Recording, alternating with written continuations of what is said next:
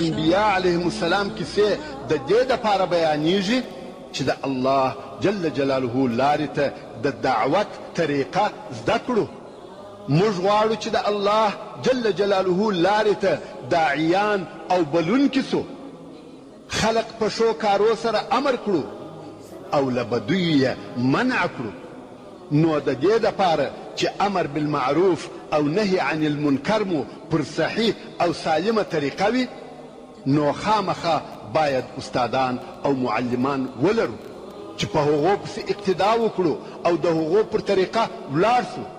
او زموږ دپاره لوی معلم او عظیم لارښوونکی رسول الله صلی الله علیه و آله وسلم دی.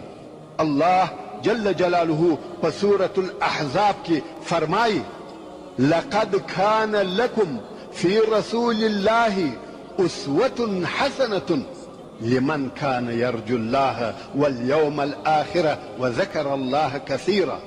يعني اي مؤمنانو خامخا تاسې لره د رسول الله صلی الله علیه و آله وسلم په اقوالو افعالو او احوالو کې ښه او غوره اقتدا ده چې د ده پر لار ولاړ سئ، د ده علیه الصلاة والسلام د طریقې متابعت وکړي. دا د هغه چا دپاره چې د الله جل جلاله څخه بیریږي، د رضا او لقا امید یې لري او د آخرت د ورځې د ثواب او نعمتو امید لري او الله جل جلاله ډېر یادوي.